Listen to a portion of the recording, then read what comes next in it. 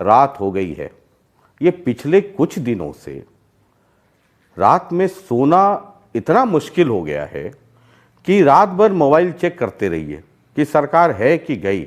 अब तो पिछले कुछ दिनों से ये है कि ये भी चेक करते रहिए कि मुख्यमंत्री हैं कि गए। ये सोशल मीडिया और व्हाट्सएप यूनिवर्सिटी का इतना आजकल जबरदस्त आतंक मचा हुआ है, तो हमने कहा आपसे ही पूछता हूं मैं। आप तो जानते हैं मैं खुला खेल फरूखाबादी, हाथ कंगन को आसी क्या, पढ़े लिखे को पारसी क्या। तो पहला मैं यही पूछना चाहता हूं आपसे। और आप गए थे अभी करनाल परशुराम जी के को श्रद्धासुमन अर्पित करने, एक जलसा था। आप भी वहां कह रहे थे कि सोशल मीडिया का बड़ा जिक्र हो रहा है, तो ये क्या है मसला? शशि जी देखिए, समय समय की बातें हैं। जब हम कभी प्रारंभ में सामाजिक कामों में, राजनीतिक कामों में उतरे थे, तो उस समय जनता की आवाज़ मीडिया के माध्यम से हमको मिलती थी, हमारी बातें मीडिया के माध्यम से जनता तक जाती थी। एक विश्वसनीयता मीडिया पर भी होती थी और एक बहुत जिम्मेदारी का काम ये एक मीडिया माने एक माध्यम जिसको कहना चाहिए वो होता था जी। लेकिन ये जब से सोशल मीडिया शुरू हुआ है, अब सोशल मीडिया को ये ठीक है, इसका उपयोग भी बहुत हुआ है और इसका लाभ भी बहुत हुआ है, लेकिन कहीं कहीं इस प्रकार की जब ये खबरें बिना सिर पैर की और सोशल मीडिया के माध्यम से इधर से उधर से चलती हैं, तो कई बार हंसी भी आती है, कई बार आनंद भी आता है और कई बार इस बात का कष्ट भी होता है कि इन लोगों को और कोई काम नहीं मिलता, क्योंकि हर आदमी के हाथ में मोबाइल आ गया, हर आदमी हाथ में अपना सोशल मीडिया का इधर से उधर चला देना, ये करना वो करना, और इसमें से सोशल मीडिया की विश्वसनीयता भी कम हो गई है। वरना प्रारंभ में सोशल मीडिया पर भी जब बात आती थी, कोई जिम्मेवार आदमी एक जिम्मेवारी की बात कहता था तो लोगों को लगता था कि इसके अंदर कोई ना कोई सत्यता होगी।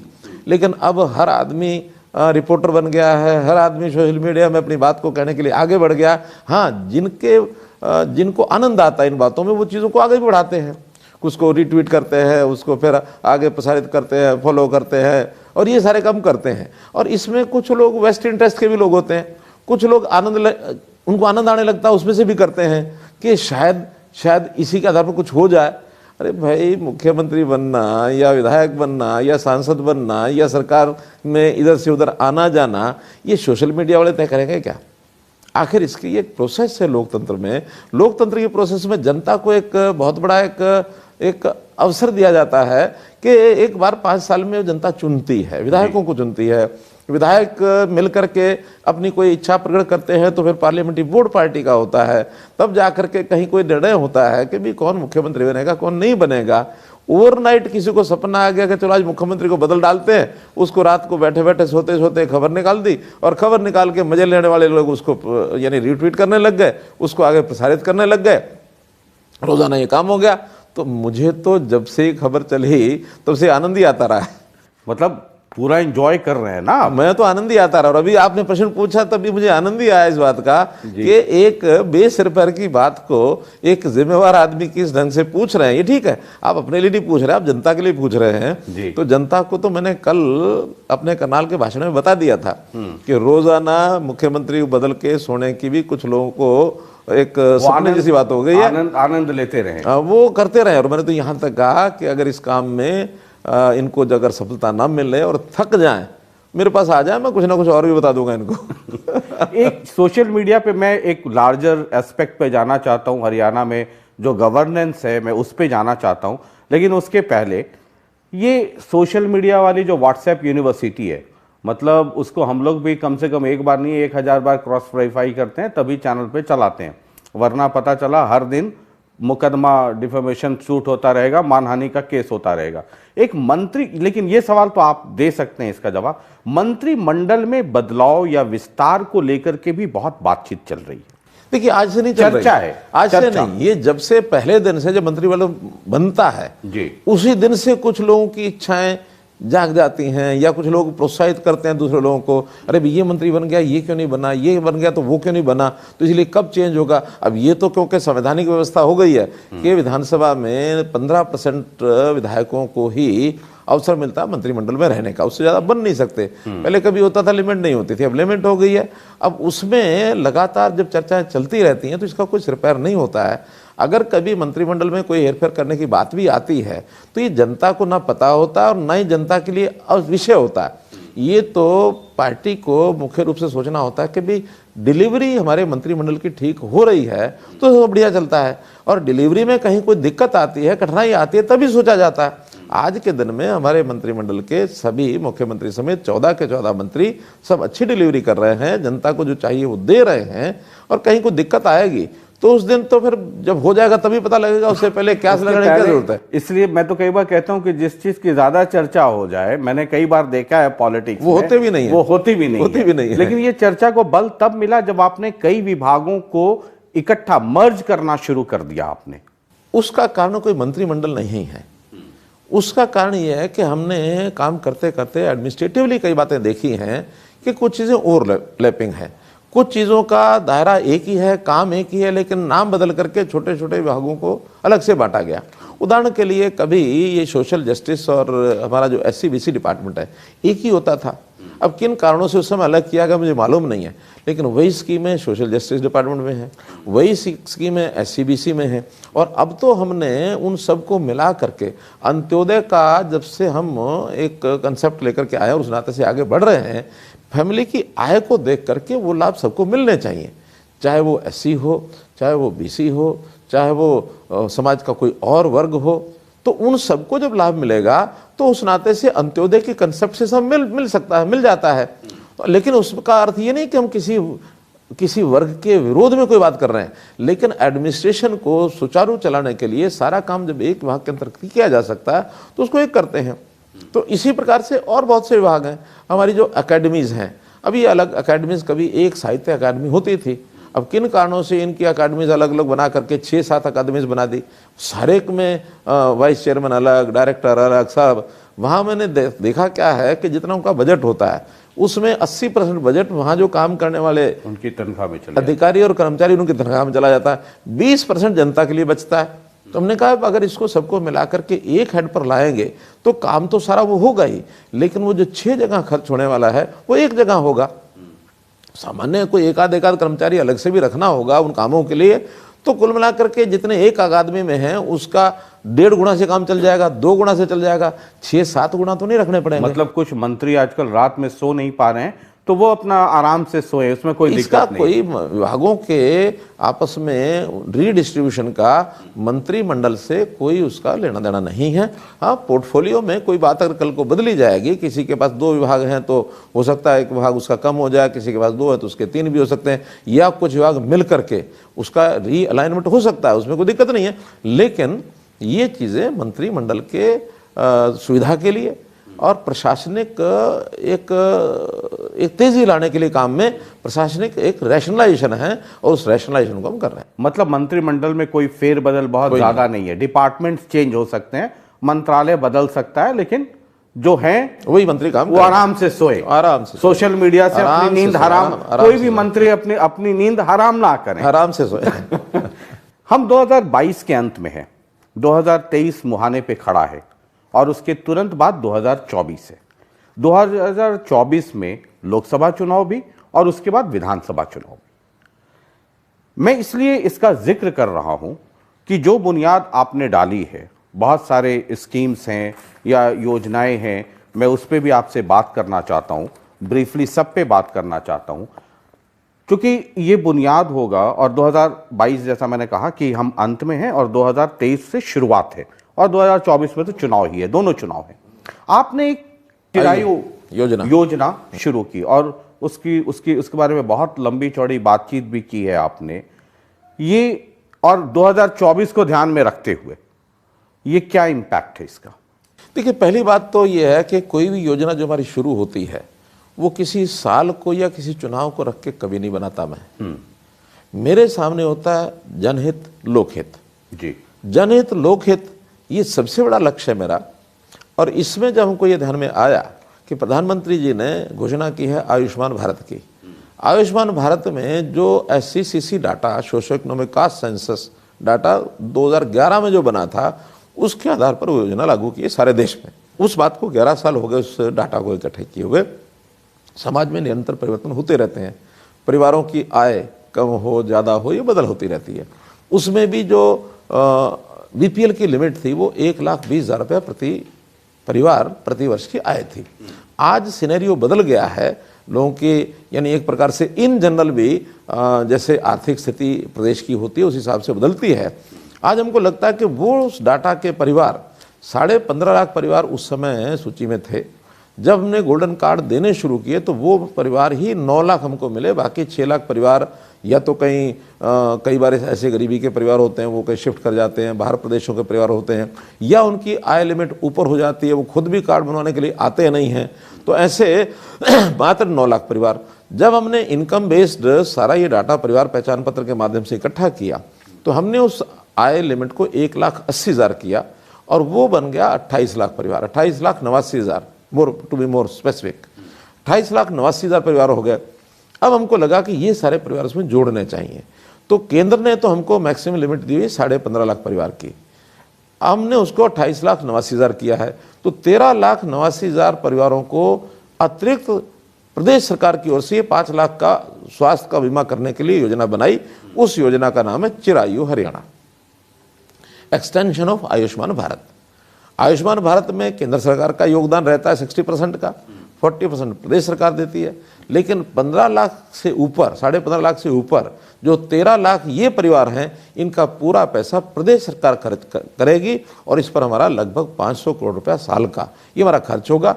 अब ये टारगेट है गरीब आदमी को उसके इलाज पर पैसा न खर्च ना करना पड़े, ये टारगेट वो है। अब इस टारगेट को मैं 2024 से या 2023 से या 2025 से जोड़ूं, इसका कोई अर्थ नहीं है। हमारा टारगेट है कि जो डिजर्व करता है समाज का व्यक्ति, जिसको आवश्यकता है, जो सामान्य अपनी आर्थिक स्थिति में से इन चीज़ों पर खर्च नहीं कर सकता है, इनको लाभ मिलना चाहिए। इसलिए चिरायु योजना शुरू की है। एक बहुत आप जिसकी का जिक्र करते हैं अंत्योदय योजना, और मैंने देखा है पिछले कई वर्षों से आप उसका जिक्र करते रहे हैं। अगर आज मैं ये पूछूं, इस सरकार में लगभग 3.25 साल हो गए सेकेंड टेन्योर में, पहले 5 साल इंडिपेंडेंट आपका रूल रहा है, बीजेपी का रूल रहा है। अंत्योदय पे आप जो इतनी बातचीत करते हैं, इन रियलिटी ग्राउंड पर क्या उसका कुछ फायदा मिला है, वो इम्प्लीमेंट कर पाए? सुनने में तो बहुत अच्छा लगता है कि आखिरी व्यक्ति को समर्थन, आखिरी व्यक्ति को मदद, चाहे वो किसान हो चाहे कोई भी हो, वो कुछ हुआ है? कभी आप देखते हैं कि डेटा में या उसका एनालिसिस को उसका फायदा हुआ? बिल्कुल, मैं हमेशा इसका एनालिसिस करता रहता हूँ। जैसे मान लो ये निरोगी, ये जो हमारी योजना जो चिरायु बताई है, चिरायु भी अंत्योदय का एक हिस्सा है। अंत्योदय का मतलब है कि जो गरीब है उसका अपलिफ्टमेंट करो, उसमें उसकी खर्च में सहयोग करो या उसकी इनकम बढ़ाओ। हमने जो परिवार पहचान पत्र बनाया है, इसके अंदर अलग अलग कैटेगरी के वर्ग के लोगों को हमने छांटा है। जैसा अगर 1 लाख रुपया पर परिवार पर ईयर, अगर मैं इनकम की बात करके परिवारों को छांटता हूं, वो परिवार 7 लाख मिलते हैं मुझे। 7 लाख परिवारों में से कोई ना कोई एक व्यक्ति जिसको कोई रोजगार दिया जाए, जो उसकी सहायता की जाए ताकि वो अपनी आय को बढ़ा सके, इसके लिए हमने मुख्यमंत्री अंत्योदय परिवार उत्थान योजना चलाया, ताकि इनको परिवारों का उत्थान कैसे करें। हमने कैंप्स लगाए, लगभग 500 के आसपास कैंप्स लगे हैं। 2.5 लाख परिवारों का उसके अंदर हमने बुला करके उनकी काउंसलिंग कराई, उनसे पूछा है किस बात में रुचि है, क्या वो काम कर सकते हैं, क्या उनको स्किलिंग के माध्यम से उनका लेवल ऊपर उठा सकते हैं, क्या किसी को प्राइवेट नौकरी में नौकरी दिलवा सकते हैं, क्या किसी को लोन की आवश्यकता, काम करना चाहता है उसको लोन मिल सकता है क्या। तो अभी तक इसी साल में ये शुरू किया हमने, क्योंकि 2 साल पीछे कोविड के ये हमारे एक प्रकार का मैं ये कहूँगा कि वो आधे अधूरे ही काम हुए हमारे। बाहर जाके काम कर नहीं सके, फील्ड में लोग काम के लिए उतर नहीं पाए, घर से काम करना पड़ा, ऑनलाइन काम करना पड़ा। लेकिन अब उस पर शुरू किया है तो लगभग 32,000 परिवारों को उसका सीधा लाभ मिल चुका है। ये ग्राउंड रियलिटी है। जबकि उनको किसी को 1 लाख की ज़रूरत है 1 लाख, किसी को 2 लाख की ज़रूरत है 2 लाख, किसी को अपनी दुकान में पैसा चाहिए, मानो छोटा सा दुकान उसको बनानी है उसके लिए चाहिए, किसी को 2 पशु पालने हैं उसके लिए चाहिए, किसी को कोई छोटी मशीन लगा के अपना छोटा उद्योग लगाना है उसके लिए चाहिए। ये 32,000 तो बैंकों से सीधा सीधा इनको लाभ मिला है।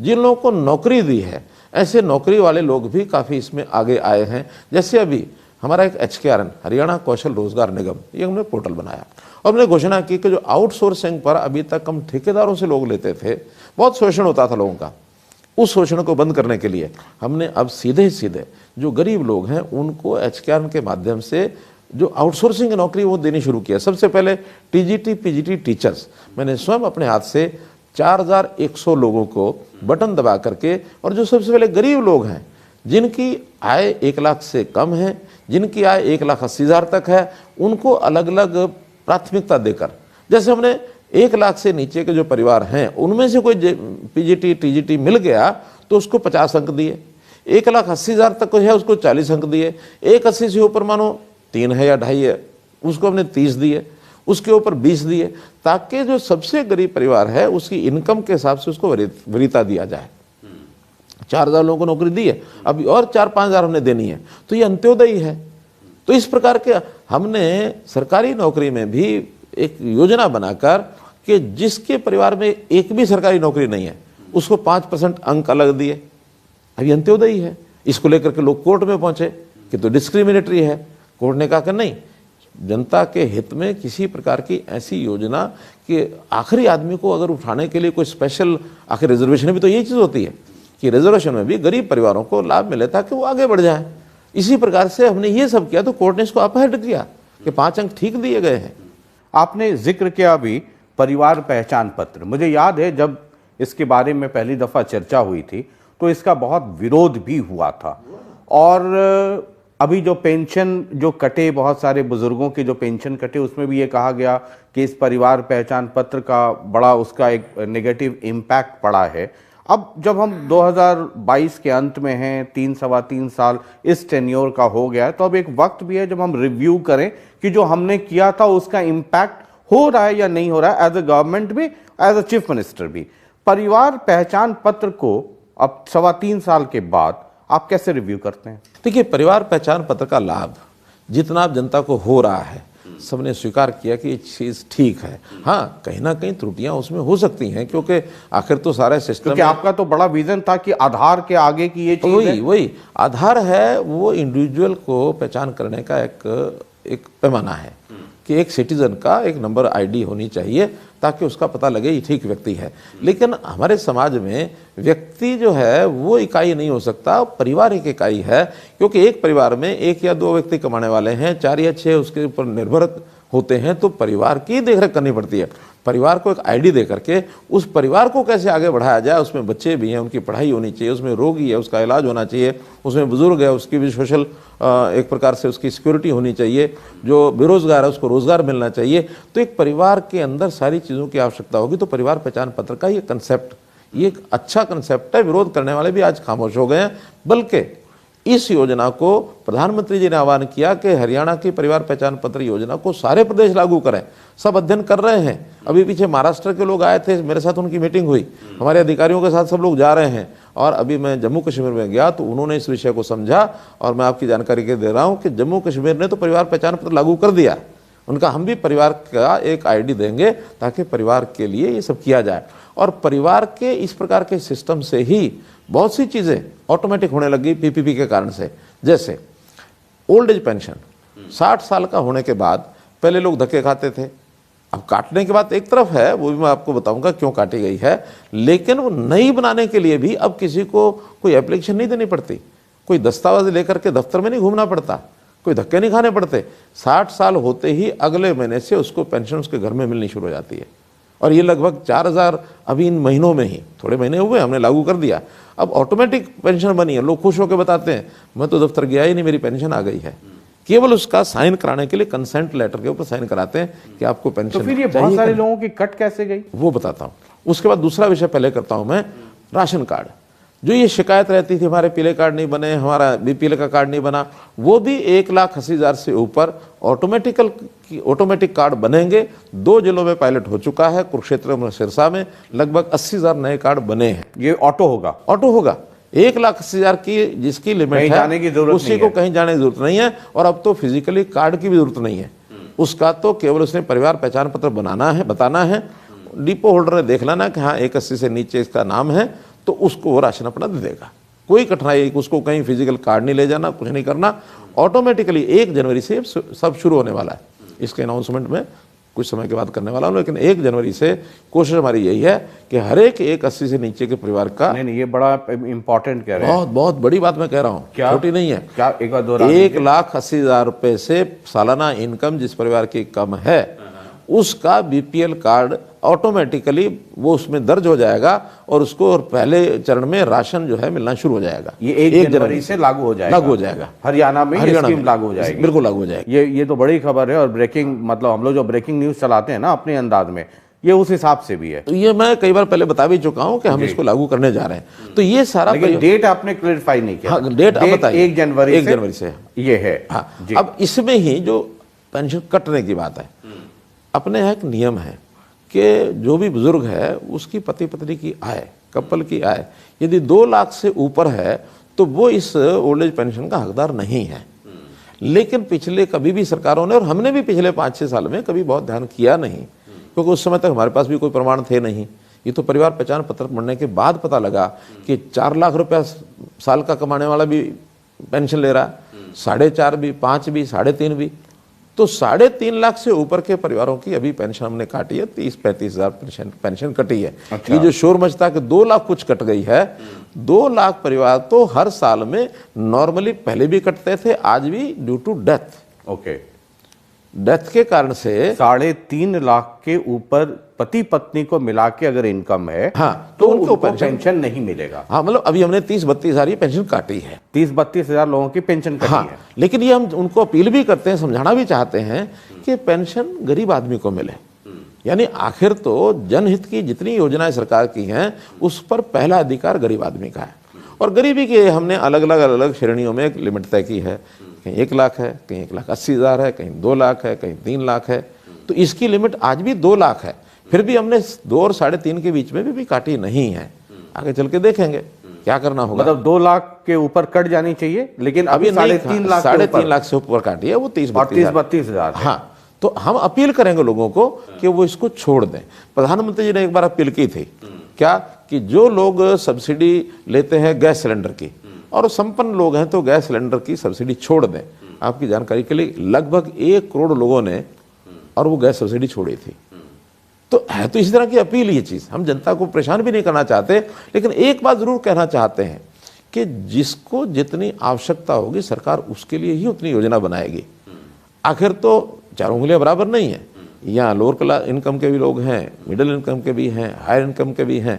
तो सरकार सबसे पहला लाभ लोअर इनकम वालों को देगी, उनको आगे बढ़ाएगी, ऊपर उठाएगी। इसीलिए ये सारा ओल्ड एज पेंशन का अब किसी प्रकार की कोई समस्या भी नहीं रही है। हाँ, अगर किसी की इनकम वेरिफिकेशन में कोई त्रुटि रह गई है, उसके लिए हम कैंप लगा रहे हैं, और कैंप लगा के पूछ रहे हैं कि भी आपकी जो इनकम दर्ज की हुई है, अगर आपको लगता गलत है तो आप बता जाइए, हम दोबारा से उसको वेरीफाई कराएंगे। आपकी बात ठीक होगी तो वैसे करेंगे। अभी 2 दिन के कैंप लग चुके हैं, 10 और 11 तारीख, 16, 17, 18 दिसंबर को फिर 3 दिन के कैंप सारे हरियाणा में लग रहे हैं। ठीक है, इसी में एक पॉलिटिकल सवाल ये भी है कि जो आपके अलायंस पार्टनर है, जब हम ये ओल्ड एज पेंशन की जब बात कर रहे हैं तो उनके मैनिफेस्टो में 5100 करने का था, और आपने देखा होगा कि माननीय उप मुख्यमंत्री जी वहां दहाड़ कर ये कह रहे थे कि ये मेरे मन में टीस है कि हम 5100 नहीं करवा पाए, और ये हम वचन देते हैं कि 1.5 साल, 1.25 साल बच गया, ये हम करवा करके ही रहेंगे। तो इस पे क्या है स्टैंड सरकार का? इस विषय में अब उन्होंने क्या कहा है क्या नहीं कहा है, अपने लेवल पर जो कहा होगा, मैंने तो कुछ कहा नहीं है। जब कभी कभी बात होगी देखेंगे।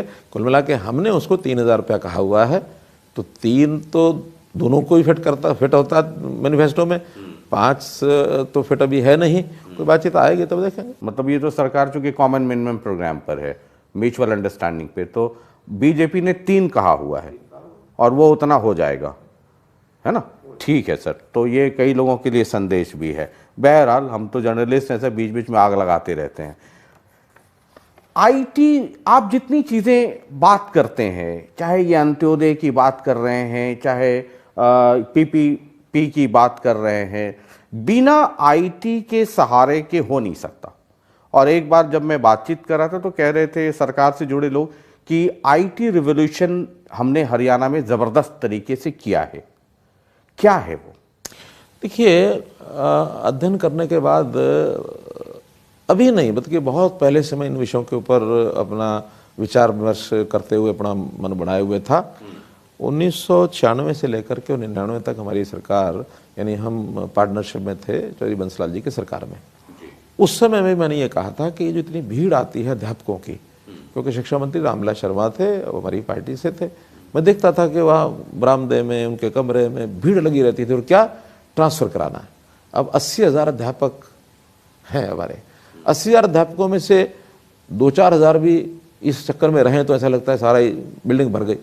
हमने उन समय कहा कोई सिस्टम बनाइए, और सिस्टम बनाएंगे तो ये सारी भीड़ की ज़रूरत नहीं होगी। उन्होंने कहा क्या सिस्टम। मैंने एक ट्रांसफ़र पॉलिसी की चर्चा उस समय भी की थी, लेकिन उस समय बहुत लोगों को अपील नहीं की वो। फिर मैंने हिमाचल में भी जाके कहा कि इलेक्ट्रॉनिकली हमको एक सिस्टम बनाना चाहिए, आईटी का ज़माना है।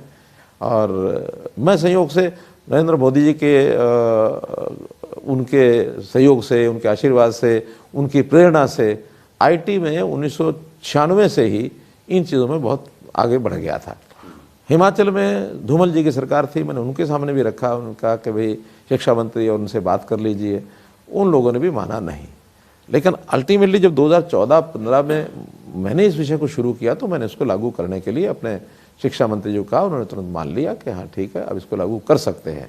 रामविलास जी थे उस समय भी, लेकिन उस समय चूँकि मेरा रोल दूसरा था तो मैंने स्वयं पॉलिसी बना करके अधिकारियों को, आईटी के लोगों को बुला करके वो पॉलिसी बनवाई। 93% पीपल, यानी टीचर्स, दे वर सेटिस्फाइड कि उनको पहला, दूसरा, तीसरा ऑप्शन का स्थान मिल गया, जिसको जहाँ चाहिए था वहाँ मिल गया। केवल 6-7% लोग जो सिफारशी लोग होते थे, बार बार बहुत घर के नज़दीक, शहर के अंदर वो नौकरियां करना चाहते थे, केवल उन्हीं को डिससेटिस्फैक्शन थी। इसको धीरे धीरे हमने लागू कर दिया बाकी चीज़ों में भी। जब ये सफलतापूर्वक आगे बढ़ गया तब हमको ध्यान में आया कि आईटी के माध्यम से हम ह्यूमन इंटरफेस के बिना बहुत अच्छे रिजल्ट्स ले सकते हैं। फिर हमने ई दिशा केंद्र हैं, केंद्र सरकार की ओर से भी ये सारे विषय आने लगे, CSCs हैं, VLEs हैं, और हर चीज़ को एक इलेक्ट्रॉनिकली या जिसको करना चाहिए डिजिटलाइजेशन का काम जैसे जैसे बढ़ा तो बहुत सरल हो गया कि सारी चीज़ें आसानी से आगे बढ़ गई। हमें ध्यान में आया कि इसमें से एक रोग जो समाज में बहुत भयंकर है वो है करप्शन का। करप्शन भी इसमें काफ़ी कम हुई, क्योंकि ह्यूमन इंटरफेस में ही कई तरह के, सब तरह के लोग होते हैं, अच्छे लोग भी हैं, मध्यम दर्जे के भी हैं, और बहुत ऐसे घटिया दर्जे के भी हैं कि जो हर अपनी कलम के अंदर जो उनके ताकत है उसको एनकैश करने के लिए करप्शन का धंधा वो करते रहे हैं। इन चीज़ों पर भी रोक लगी और काम में स्पीड आई। ई फाइलिंग का हमने सिस्टम शुरू किया। अब जो फाइल जिसको कहते हैं ना, सरकार की फाइल सरक सरक कर चलती है जी। अब वो बिना टाइम लगाए वो फाइल यहाँ से दबाई वहाँ पहुँच गई, वहाँ से दबाई वहाँ पहुँच गई, इधर से उधर क्लिक से ही चली गई। और वहाँ अपना फटाफट जो कुछ उन्होंने उसके बाद फाइल में रिकमेंडेशन करनी है, अप्रूव करनी है, जो कुछ करना वहाँ से उठी वहाँ चली गई। तो इसलिए टाइम कंज्यूमिंग नहीं है, फास्ट है, करप्शन यानी नहीं है, पेपरलेस है, यानी हैसल फ्री सिस्टम ये आईटी का बहुत चीज़ों में लागू कर दिया। तो आपको ये समझ में आती है बात, आप पॉलिटिक्स में भी हैं, आप सिर्फ मुख्यमंत्री अच्छे एडमिनिस्ट्रेटर ही नहीं, आप पॉलिटिक्स में भी, एक पॉलिटिकल पार्टी में हैसल फ्री कर दिया सिस्टम को, और लीडर्स को आपने भीड़ फ्री कर दिया। मतलब कई नेता हैं जो अगर भीड़ ना देखें सुबह शाम दोपहर तो नींद नहीं आती है, तो आपने इधर हैसल फ्री किया और उधर नेताओं को भीड़ फ्री कर दिया। हमारे सब लोगों को नींद आती है, चिंता है तो हमारे विपक्षी नेताओं को है। वो एक आरोप लगाते हैं जी, खास करके जो पूर्व सीएम इस समय के कांग्रेस के लीडर, वो कहते जब हम सीएम थे तो हमारी कोठी तो जनता से भरी रहती थी, इधर भी उधर भी भीड़ भी, गेट पर भी, अंदर भी बाहर भी, और यहाँ हम जाके देखते तो कोई आदमी नहीं आता। मैं ये कहता हूँ कि आखिर वो भीड़ आती थी तो क्यों आती थी? उनको परेशान होने के लिए, एक छोटे से काम के लिए 2 दिन 3 दिन आके पड़े रहते थे। बहुत मुश्किल से वो भी नीचे कहीं सेटिंग कर करा के अपना काम करा के ले जाते थे। मसलन ट्रांसफ़र भी करा के ले गए, यहाँ से वो घर पहुँचते थे, पहुँचते ही पीछे से ऑर्डर मिल जाता था कि जो तुम ट्रांसफ़र करा के आए थे वो तो किसी और ने जाके कैंसिल करा दिया। फिर वो दौड़ता था, यानी उसको अपनी ताकत मानते थे। वो ताकत नहीं है, वो लोगों की परेशानी है। और परेशान लोग जो इधर चक्कर काटते हैं, तो ये लोग जिस प्रकार का दावा करते थे आखिर क्यों नहीं आगे बढ़ पाए? हमने इलेक्ट करने के लिए सब किया, भीड़ नहीं लगने दी, सीएम विंडो शुरू की, उसके ऊपर आज भी दर्ज है 12 लाख एप्लीकेशन समय तक आ चुकी हैं पिछले 8 साल में, यानी 1 साल में 1.5 लाख। ये 1.5 लाख लोग जो अपने घर बैठे अपनी बात को और हमारे तक पहुंचा देते हैं सीएम विंडो के माध्यम से, उनका आना जाना बचा, समय बचा, पैसा बचा, और जो होना था बाद में होकर के उसको उत्तर मिल गया। वहीं उत्तर मिलता है। सीएम विंडो पर समस्याओं को हल करने के लिए हमने हर ब्लॉक के अंदर 3 एमिनेंट सिटीजन लगाए पब्लिक में से। सरकारी कर्मचारी, इसकी जो ग्रीवेंस जिसकी है एग्रीव्ड पार्टी, उसकी ग्रीवेंस ठीक से सॉल्व हुई कि नहीं हुई, ये खाली वो नहीं बताएगा, जो eminent person of the block वो बताएगा कि हाँ इसकी समस्या का हल हो गया है या नहीं हुआ है, होने वाली है, नहीं होने वाली है। हर प्रकार के काम होते हैं। तो इतने सारे लोगों के, आप तो आजकल डिस्ट्रिक्ट में भी जा रहे हैं। जा रहा हूं ना मैं, और उसमें एक मैं तो आपको पता है मैं पत्रकार हूं, है ना, तो ढूंढता रहता हूं। उसमें आपने कहीं पर सोनीपत में कह दिया कि गला काट दूंगा या क्या कर दूंगा या पनिशमेंट दे दूंगा। देखिए क्या होता अब आपके जो मित्र बैठे हैं ना नदी के उस पार या सरकार के उस पार, जो पुराने वाले नए वाले तमाम मित्र बोले कि देखिए तो खट्टर साहब ऐसे हैं, मनोहर लाल जी ऐसे इतने सौम्य स्वभाव के हैं, फिर भी गला काट देते हैं, कभी की बात कर देते हैं, कभी उधर कभी उधर। कुछ बातें कहावतें होती हैं ना, गला किसी काटा है ना काटूंगा, ना मैं काट सकता, काटूंगा तो 302 लग जाएगी मेरे ऊपर जी। लेकिन एक दोषी आदमी कोई दोष करे, उसके प्रति क्रोध का जब भाव मन में आता है तो कोई शब्द निकलते हैं। कोई गला काट देना मेरे हाथ में भी नहीं है, गला काटना, ना मैं काट सकता हूं और ना ही, हाँ गलत काम को बर्दाश्त नहीं होता है, ये भाव मेरे मन में जरूर है और उसके खिलाफ कोई कार्रवाई करने को जरूर कटेगी। एक छोटा सा ब्रेक लेंगे, लेकिन उसके पहले 2 विषय बहुत महत्वपूर्ण हैं और सरकार से जुड़े हुए हैं।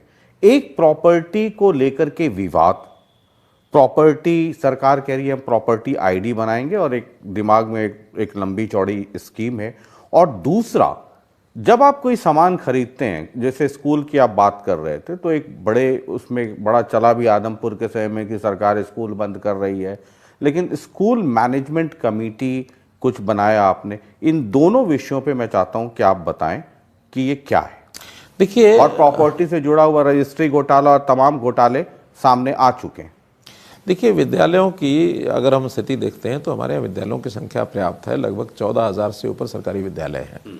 लेकिन इन विद्यालयों में अब शिक्षा के लिए आखिर हमने शिक्षा का सुधार खूब करना शुरू किया है, बच्चों की शिक्षा ठीक हो। अब कांग्रेस की तरह नो डिटेंशन पॉलिसी को जब हम वो लेके आए और उसके बाद 8वीं का बच्चा वो पहली दूसरी कक्षा का भी लेवल का बच्चा नहीं था, हमने उसमें शिक्षा सुधार में मंथली टेस्ट शुरू किए और जो टीचर पेरेंट्स एसोसिएशन के माध्यम से सुझाव मांगे, जो कमज़ोर बच्चे हैं उनको अतिरिक्त पढ़ाने की व्यवस्था भी की आफ्टर स्कूल आवर्स। तो शिक्षा का स्तर हमारा अच्छा हुआ, ये मैं मानता हूँ। उसके बाद इंफ्रास्ट्रक्चर का विषय ध्यान में आया तो 2 प्रॉब्लम्स वहाँ थी। एक तो ड्यूअल डेस्क, क्योंकि इसकी योजना भी हमारी बहुत पहले से बनी थी लेकिन हम कर नहीं पाए थे। अब हमने इसको बारी बारी से करना शुरू कर दिया। ड्यूअल डेस्क सिस्टम हर एक स्कूल में होना चाहिए। बच्चों को नीचे बैठने के बजाय, टाट पर बैठने के बजाय उनको डेस्क मिलना चाहिए। आज की आवश्यकता है स्कूलों की, उसमें कोई दो राय नहीं है। दूसरा, स्कूल के छोटे छोटे जो इंफ्रास्ट्रक्चर के काम है, सिविल स्ट्रक्चर के हैं, उस स्कूल को गली जो रास्ता है वो ठीक है कि नहीं है, उसकी चारदीवारी है कि नहीं है, पानी वहाँ है कि नहीं है, वहाँ शौचालय बने हैं कि नहीं बने हैं, उसका कोई रंग रोशन होकर के, रंग रोगन होकर के उसका ब्यूटिफिकेशन हुआ है कि नहीं हुआ है, उस पर गेट पर कोई सज्जा है कि नहीं है। इन सारी चीज़ों के लिए हमने वहाँ जो स्कूल मैनेजमेंट कमेटीज़ हैं उनको ऑथराइज कर दिया है कि आप इस प्रकार के सारे काम कराने के लिए, हर स्कूल की अलग अलग स्थिति है, कहीं वो 5 लाख का काम होगा, कहीं 10 का होगा, कहीं 20 का होगा। पहले क्या करते थे, पूरी स्टेट में एक बड़ा सा प्लान बना करके सारे स्कूलों का ये करेंगे, कभी वो टेंडर में गड़बड़ हो जाती थी, वो भी जिसको नहीं है वो सब नीचे मिली भगत भी होती थी और बिना मतलब के भी पैसा खर्च होता था। अब वो चूँकि स्कूल मैनेजमेंट कमेटी में टीचर्स भी हैं, पेरेंट्स भी हैं, ऐसे सब प्रतिनिधि जो होते हैं, गांव का पंचायत का सरपंच भी है, तो ऐसे लोग मिलकर के उस स्कूल में क्या आवश्यकता है वो अपना प्लान बनाते हैं और आगे जिला अनुसार वो तय करते हैं, हम उसका बजट तय कर देते हैं, वो अपने आप काम को कराते हैं। ड्यूअल डेस्क भी चल रहा है और ये भी ब्लॉक वाइज योजना हम बना रहे हैं, एक एक ब्लॉक की योजना बना के आगे बढ़ रहे हैं। अभी 26 ब्लॉक्स में ये काम इस समय चल रहा है और मैं समझता हूँ कि जैसे ये कंप्लीट होगा, अगला और 26 नहीं तो 50 ऐसे ब्लॉक का करके 2-3 फेज में ये सारा काम कंप्लीट कराएंगे, ताकि किसी भी स्कूल में ऐसी जो मूलभूत आवश्यकताएं हैं वो सारी पूरी हो, कमी ना रहे। इस पर हम ये काम कर रहे हैं। ये है स्कूलों का इंफ्रास्ट्रक्चर का काम करने का जो SMCs के माध्यम से, स्कूल मैनेजमेंट कमेटीज़ के माध्यम से। ठीक है, ये प्रॉपर्टी वाला जल्दी से, फिर मैं एक छोटा सा ब्रेक लूंगा। प्रॉपर्टी को लेकर करके बहुत उगाहपोह की स्थिति है और ये एक बहुत बड़ा सरदर्द है।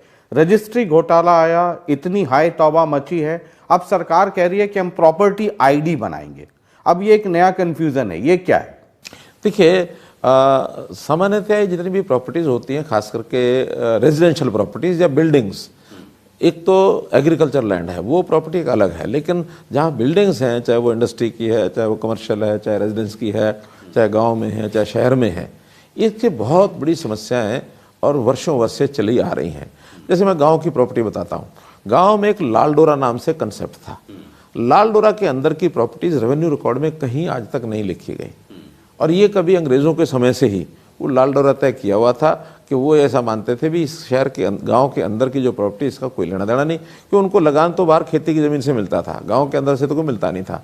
गांव में अगर कोई टैक्स इकट्ठा करना है, चूल्हा टैक्स ये वो, तो पंचायत इकट्ठा कर ले, वो अपना काम चलाए। पंचायत रिकॉर्ड अपना तय करती थी, कहीं रखते थे कहीं नहीं रखते थे, झगड़े बहुत थे।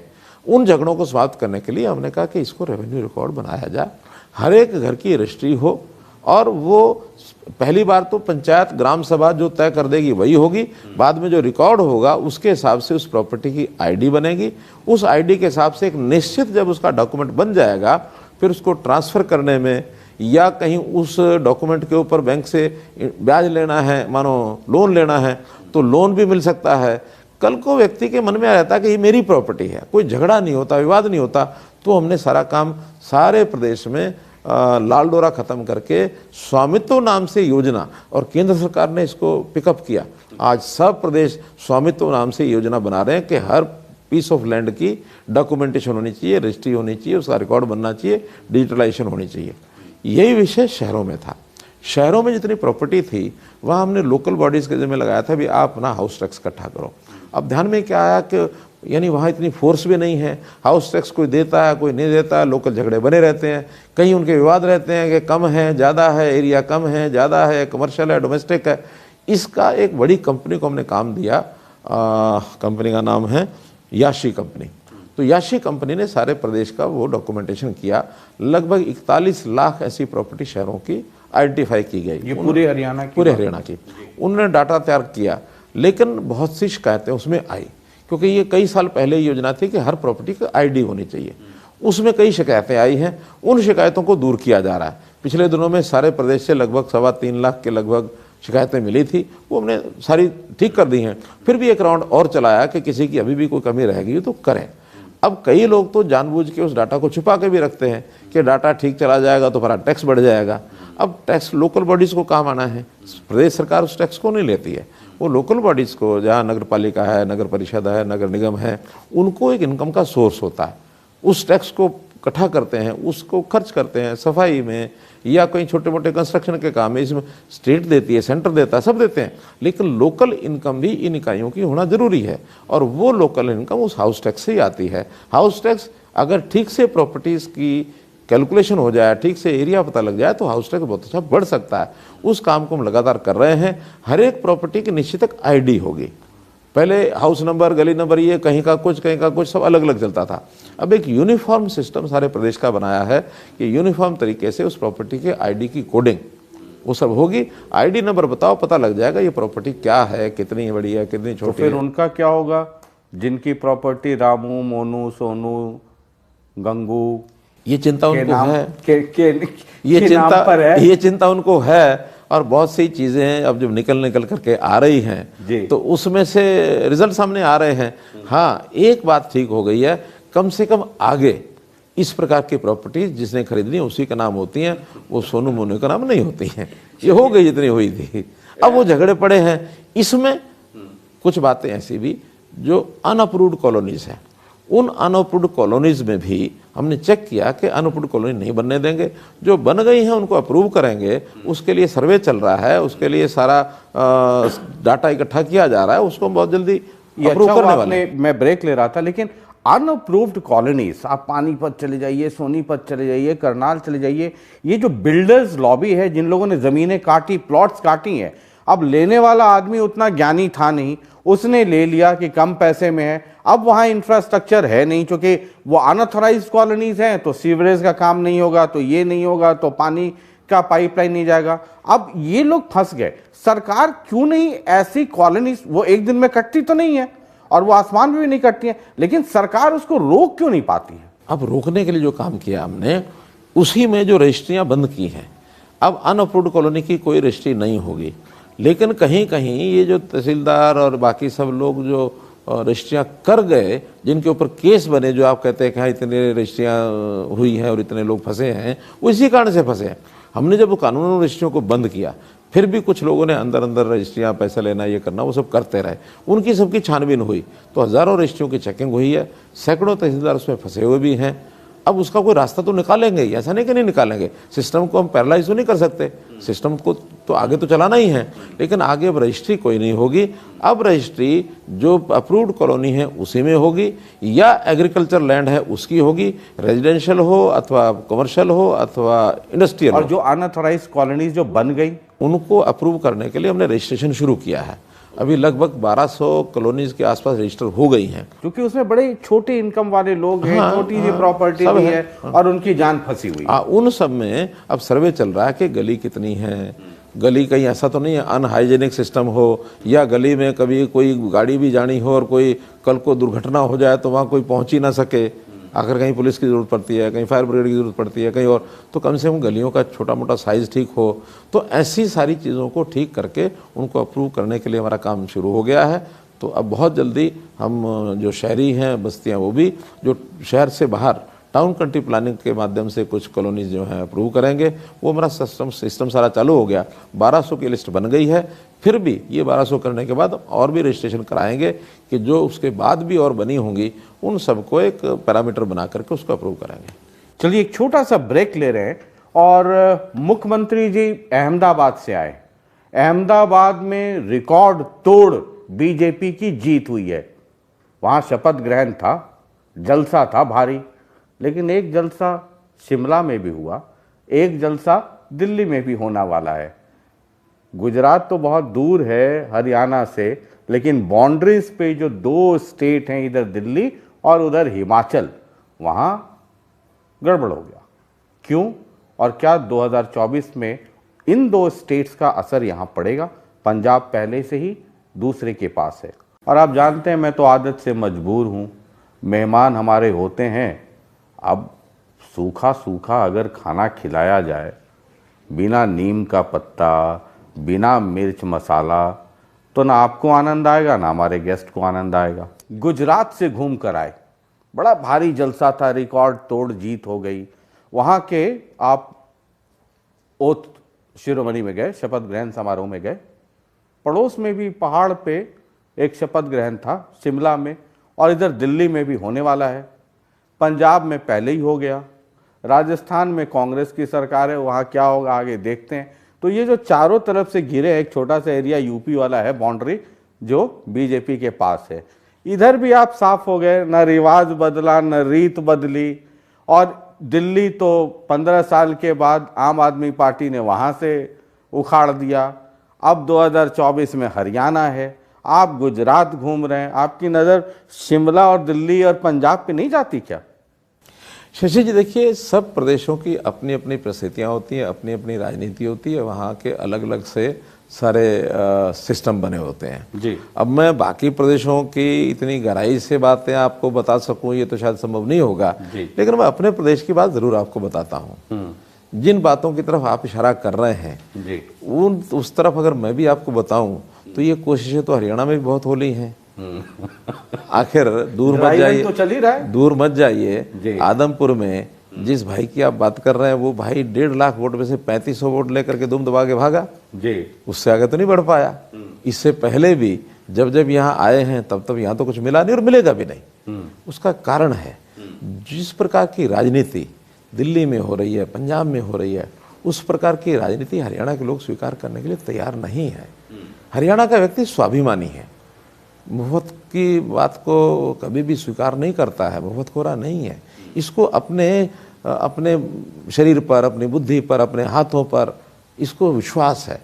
काम करके कर्म करने वाला ये हमारे, मतलब आप कह रहे हैं कि दिल्ली के लोग जो है मुफ्तखोर है? बहुत लोग ऐसे हैं जो जिनको लोभ लालच दिया गया, पंजाब, मैं कहता हूं जिनको लोभ लालच दिया गया, पंजाब की हालत तो ये है कि 3 महीने बाद मुझे लगता है हाथ खड़े कर जाएंगे, सारी योजना इनको एक एक करके वापस लेनी पड़ेगी। मैं आपको पंजाब के पावर की बात बताता हूं जो मुझे केंद्र से पता लगी है। पावर मिनिस्टर के पास वहाँ मिनिस्ट्री में जाके कहते हैं कि ये जो खर्चा कोयले का बढ़ रहा है, कोयले का रेट बढ़ रहा है, ये हम देने में सक्षम नहीं है, हमको ये रियायत दे दो, वो रियायत दे दो। आपको ध्यान में है चुनाव खत्म हुआ था, सारी घोषणाएं करके गए थे, पंजाब के मुख्यमंत्री प्रधानमंत्री जी के पास जाकर कहते हैं मुझे 50,000 करोड़ रुपया दे दो, मुझे 50,000 करोड़ रुपया चाहिए ताकि मैं पंजाब को चला सकूं। अरे भाई, अगर आपके पास व्यवस्था नहीं है तो ये खिलौने बांटने का या झुंझुने बांटने का क्या अर्थ क्या है, क्यों बांटते हैं? जनता को उनके पैरों पर खड़ा करना, समाज को सशक्त बनाना, उनको रोजगार दिलाना, उनके मानस में ये आय के क्रमशील बने, या आप घर में खाली बैठो, मैं ये दे दूंगा, मैं मुफ्त दे दूंगा, मैं ये करूंगा, वो करूंगा। आप देश को, समाज को, प्रदेश को ले कहां जा रहे हैं? ये बहुत चिंता की एक बात है कि जो दिल्ली या आम आदमी पार्टी मॉडल है या कांग्रेस हिमाचल में जीत गई, वो सक्सेसफुल नहीं होगी हरियाणा में। मैं कहता हूं देखिए, कांग्रेस एक अलग विषय है, उस पर मैं अलग आऊंगा, लेकिन जहां तक दिल्ली और पंजाब की बात है, दिल्ली का विषय थोड़ा अलग है, पंजाब का विषय थोड़ा अलग है। दिल्ली तो फुल फ्लेज स्टेट भी नहीं है। दिल्ली व्यापारियों की एक शहर है, राजधानी के नाते से वहाँ इनकम लोगों की अच्छी है, उस इनकम के नाते सरकार को भी शेयर मिलता है, वो बाकी प्रदेशों की तुलना में अनुपातिक तौर पर बहुत अधिक मिलता है। वो इतना पैसा दिल्ली में है, वो फ्री भी बांट लें, कुछ खर्च भी कर लें, तो भी उनको कमी नहीं होती है। हाँ, कंजूस जरूर है दिल्ली के लोग, दिल्ली की सरकार, यानी जिन चीज़ों में उनको शेयर करना चाहिए अपने सेवाओं को लेने के लिए दूसरे प्रदेशों के साथ, वो शेयर भी नहीं करते हैं। 2 उदाहरण बताता हूँ।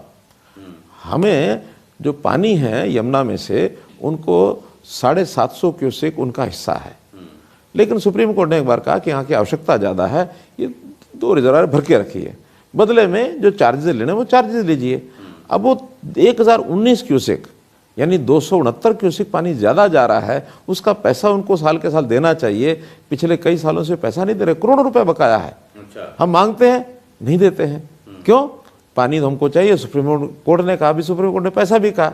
अब चूँकि पानी पीने की ऐसी चीज़ है, अब वो चूँकि हमको देना तो देना है, लेकिन वो हिसाब किताब नहीं करते। दूसरा उदाहरण, अभी एक RRTS नाम की योजना, एक रेलवे लाइन चली जो दिल्ली से चलनी है सराय काले खां से, और इधर पानीपत पहुंचनी है, और उधर शाहजहांपुर पहुंचनी है, इधर मेरठ पहुंचनी है। अंदर का हिस्सा उनको देना, बाकी अलग अलग स्टेट को देना। इन्होंने पैसा देने से मना कर दिया, हम पैसा नहीं देंगे, केवल अपनी अप्रूवल दे देंगे। अरे भाई, अप्रूवल के साथ पैसा जो देना है वो कौन देगा? आखिर उत्तर प्रदेश ने तो सुप्रीम कोर्ट में जा करके और ऑर्डर कराया, और दिल्ली सरकार को ऑर्डर हुआ कि ये पैसा दीजिए तभी RRTS तुम्हारे यहाँ बनेगी। अब वो तो करा लिया उन्होंने, हम भी कुछ ना कुछ हमको करना पड़ेगा। वो दोनों प्रोजेक्ट ठप पड़े हैं। शाहजहांपुर वाली लाइन ठप पड़ी है, पानीपत वाली लाइन ठप पड़ी है, क्योंकि ये अपना शेयर नहीं दे रहे। तो इस प्रकार का दिल्ली सरकार की जिम्मेवारी जो सब प्रदेशों को आपस में मिलकर करना चाहिए, वो बिल्कुल उस लाइन पर चलते नहीं।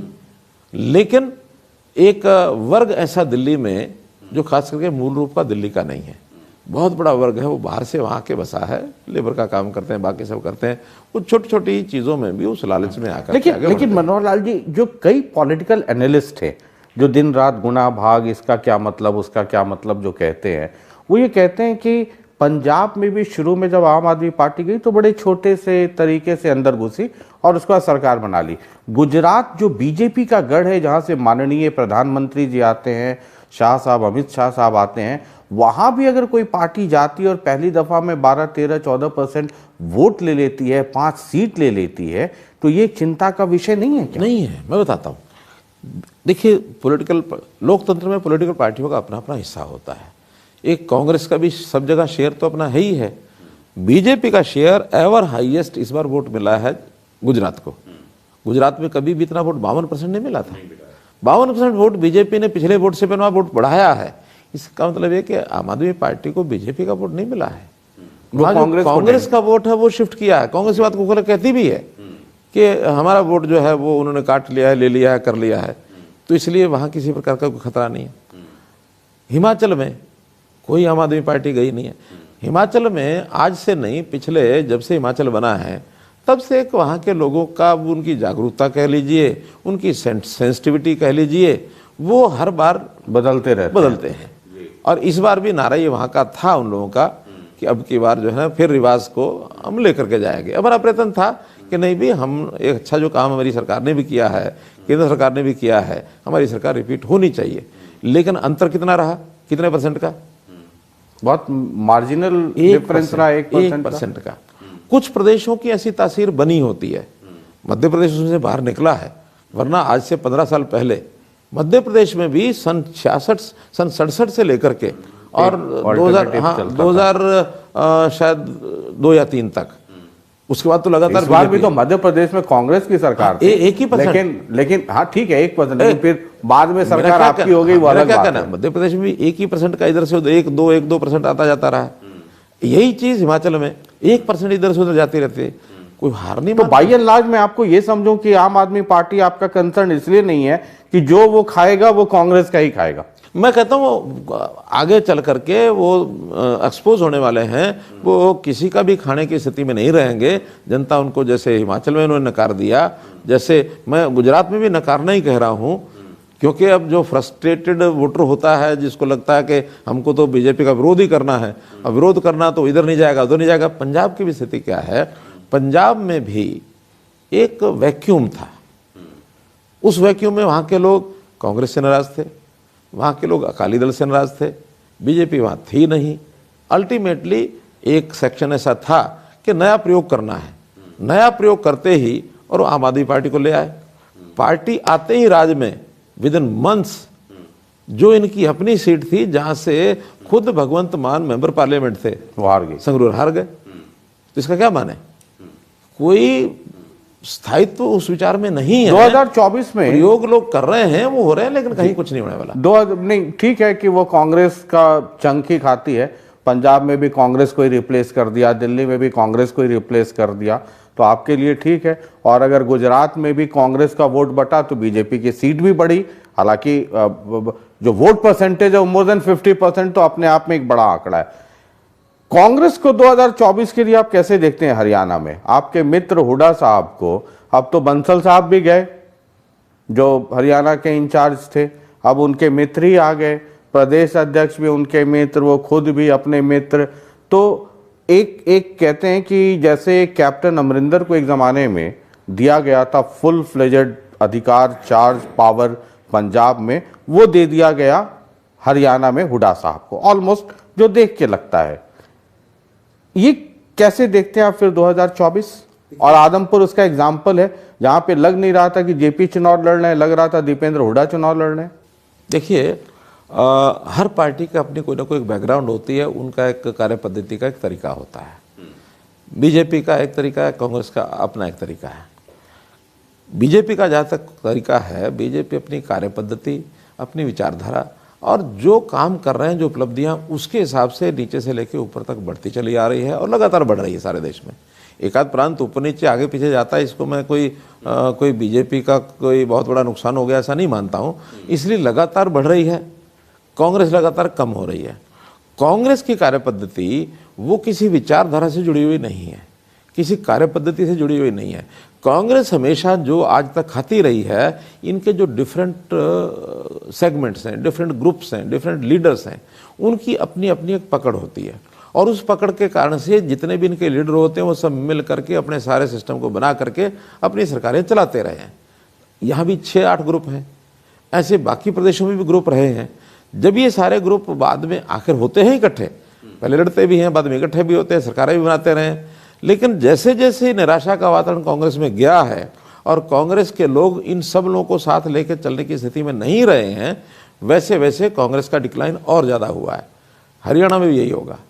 हरियाणा में अगर ये 5-6 लीडर्स थे, लड़ते भी थे, इकट्ठे भी रहते थे, कुछ ना कुछ बना पाते थे, और अब जब से ये है कि चलो सारा कुछ एक ग्रुप को दे दो, बाकी सारे बाहर, सबका जो वोटर है वो छिटक जाएगा, सबके नेता बाहर जाएंगे, इनका कोई बचने वाला नहीं। एक आदमी बचने वाला बापू बेटा, और बापू बेटा का जितना दायरा है वो घटेगा बढ़ेगा उसके बारे में नहीं कह सकता, लेकिन रहेगा उतना ही।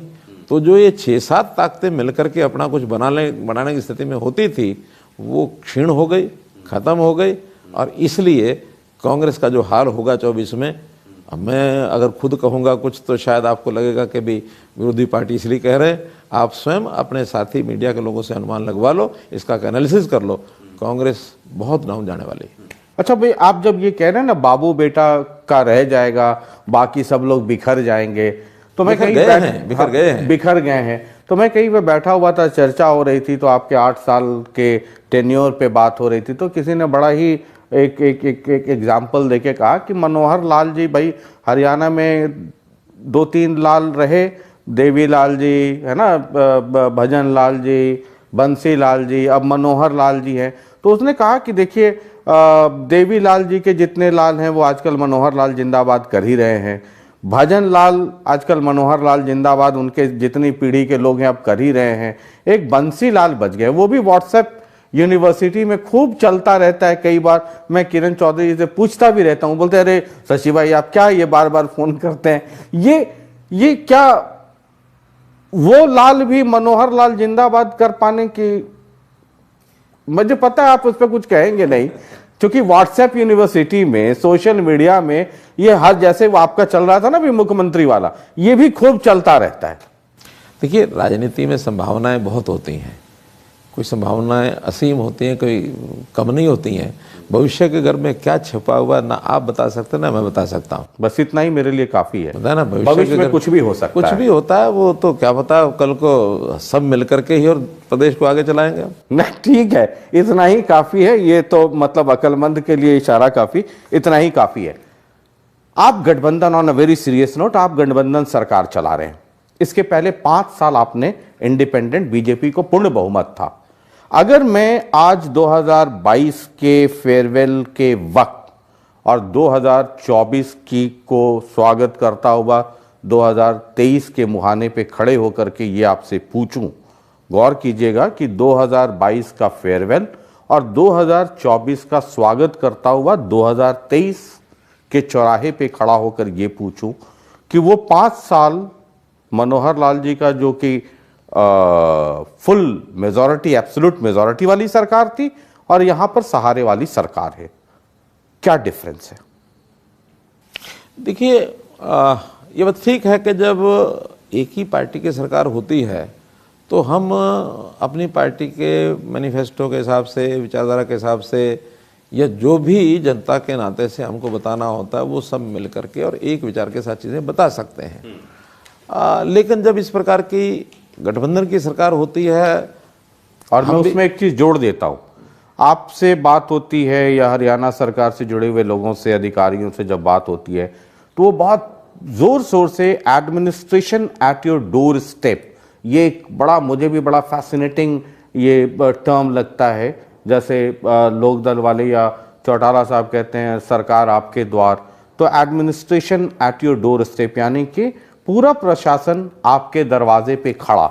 अगर इसको भी आप संदर्भ में रखें और उसके बाद एनालिसिस करें, पहला 5 साल और अब का 3 सवा 3 साल, मैं उसी और थोड़ा आगे बढ़ रहा था, बता भी रहा था, आपने अच्छा जोड़ दिया ये विषय।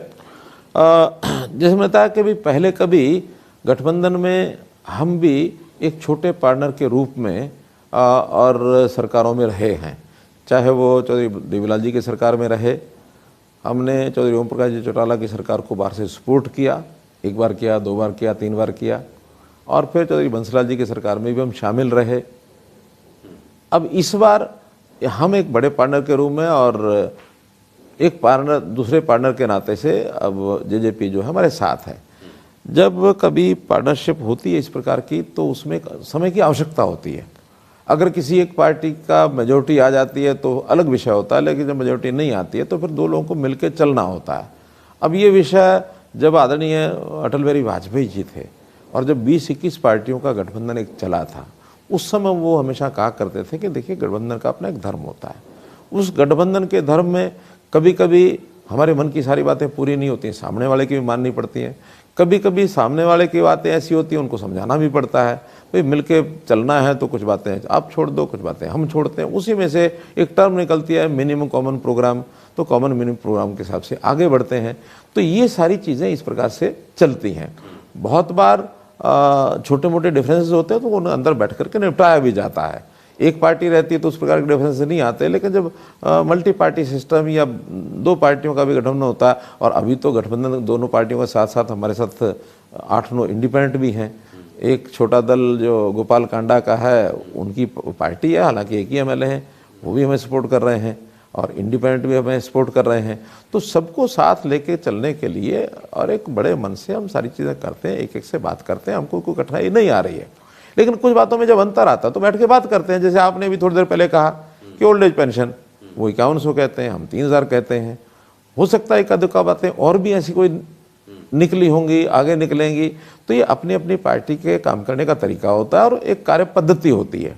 अब जैसे एक पद्धति, कार्य पद्धति ये है कि भी जैसा आपने पहले कहा कि एक नेता के इर्द गिर्द लोग आए, घूमें, उनके पास भीड़ लगे तो उनको लगता है कि बहुत कुछ हो रहा है।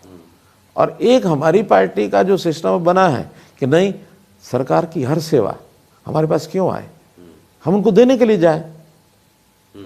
यानी एक होता है डिमांड बेस्ड, एक होता है नीड बेस्ड। डिमांड बेस्ड है, लोग आ रहे हैं, डिमांड कर रहे हैं, हमको दो, हमको दो, हमको दो।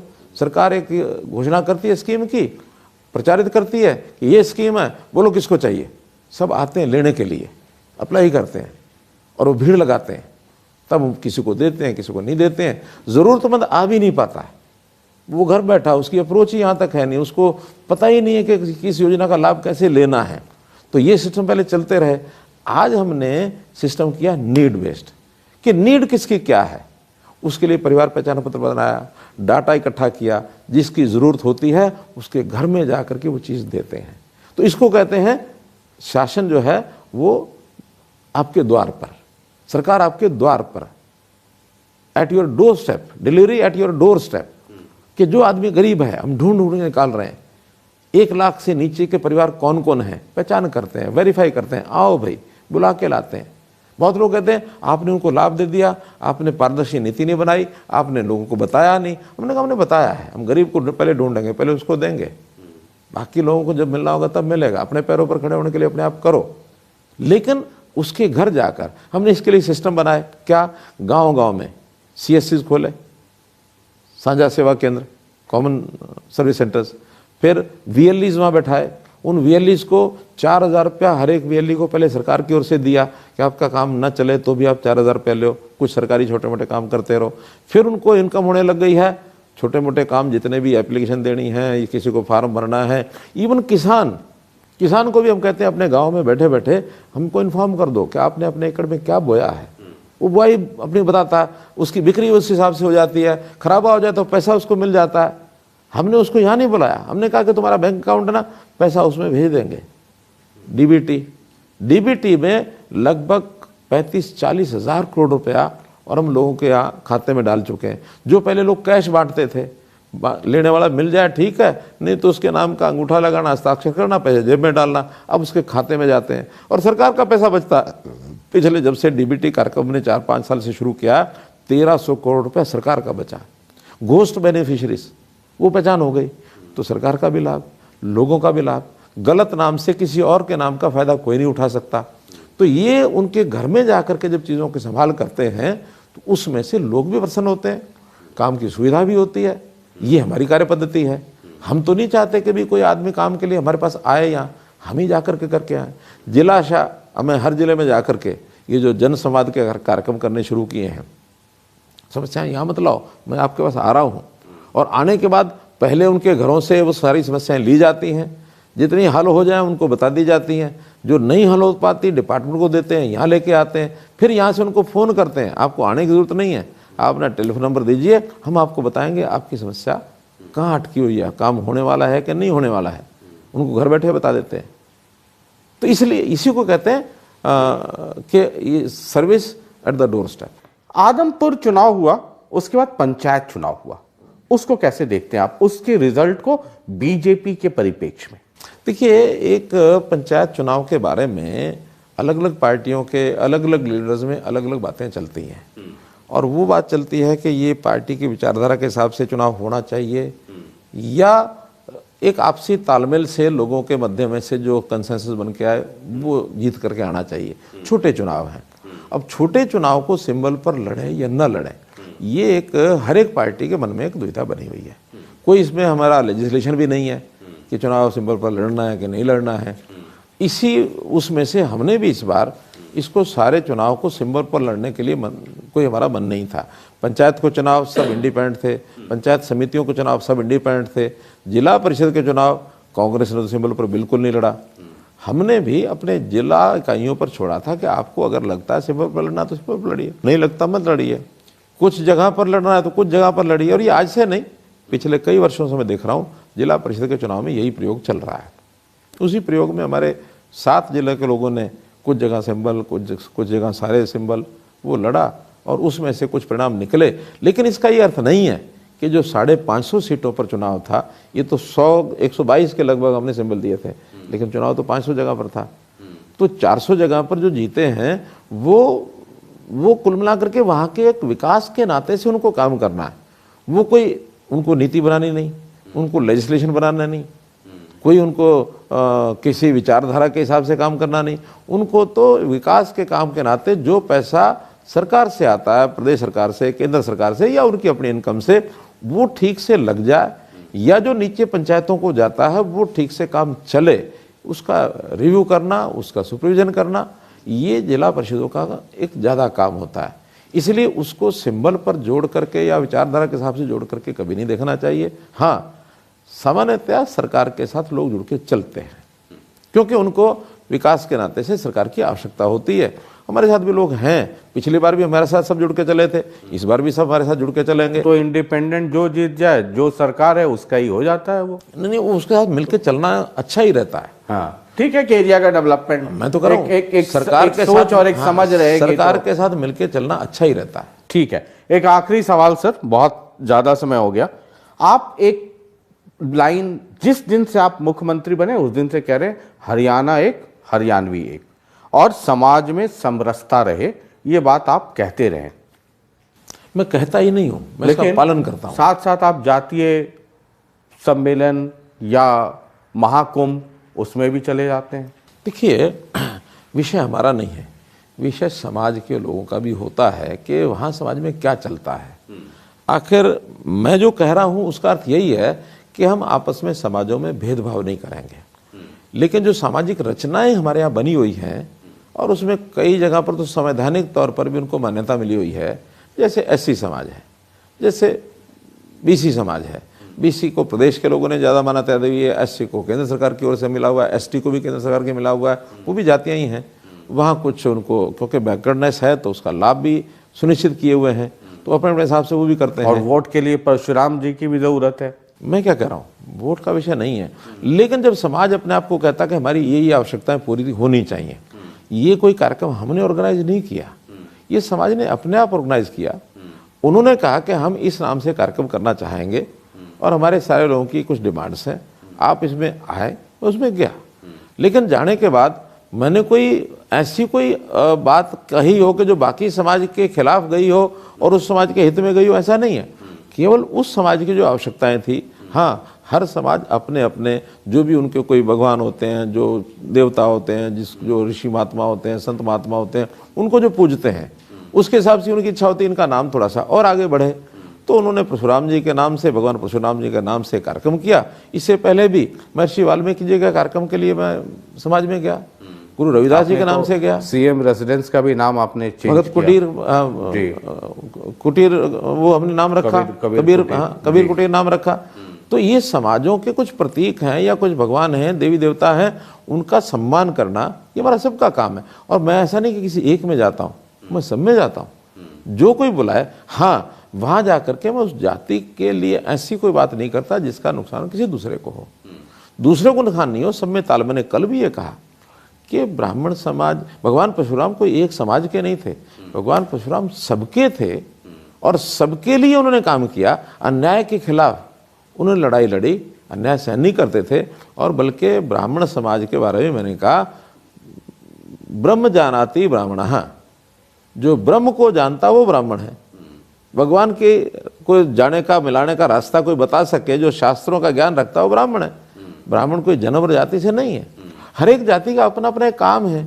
क्षत्रिय जाति, अभी इनका एक देश की रक्षा सुरक्षा के अंदर बहुत भूमिका निभाई, इन्होंने शस्त्र उठाए, इनका शस्त्र उठाना काम है। वैश्य समाज व्यापार करता है, कृषि करता है, उनका अपना काम है। तो ऐसे कामों के नाते से एक समाज की व्याख्याएं बनी हुई हैं, उसको हम एक दिन में तोड़ नहीं सकते। हाँ, सभी समाजों की बराबर की चिंता करना, हरियाणवी हम सब हैं, हम हरियाणवी बनकर के काम करेंगे, एक दूसरे से तालमेल बैठा के काम करेंगे, एक दूसरे से भाईचारा रखेंगे और अपने प्रदेश की चिंता करेंगे ताकि देश और दुनिया में हमारा प्रदेश आगे बढ़े। इसलिए हरियाणा एक, हरियाणवी एक कहा है मैंने। बहुत बहुत शुक्रिया आपका बातचीत करने के लिए। अब मेरे पास तो सर नीम के पत्ते रहते हैं, तो मैं खिलाता रहता हूं कि मेहमानों का स्वास्थ्य धन्यवाद, धन्यवाद, हर दृष्टिकोण से। बहुत बहुत शुक्रिया, बहुत बहुत धन्यवाद शशि। और आज के इस इंटरव्यू को बहुत गौर से देखिएगा, कई हेडलाइंस आपको इसमें मिलेंगी और आपको हमारे चैनल पे वो हेडलाइंस आपको लगातार दिख भी रही होंगी। गौर ये कीजिएगा कि ये इंटरव्यू हम किस वक्त कर रहे हैं। तब कर रहे हैं जब सोशल मीडिया में बहुत तरह की खबरें तूफान मचाई हुई हैं। इंटरव्यू तब हमने किया है मुख्यमंत्री जी का जब हम 2022 को अलविदा कह रहे हैं। इंटरव्यू तब किया है जब हम 2024 के स्वागत के लिए 2023 का आगमन कर रहे हैं, यानी वेलकम कर रहे हैं। 2023 के स्वागत करने का मतलब है 2024 की तैयारी। इसलिए इस इंटरव्यू को बहुत गौर से देखिएगा, आपके बहुत सारे सवालों का जवाब आपको इसमें मिल जाएगा। और पॉलिटिकल इंटरव्यूज को सिर्फ सुना मत कीजिए, उसे पढ़ा कीजिए, समझा कीजिए। बहुत बहुत शुक्रिया, नमस्कार।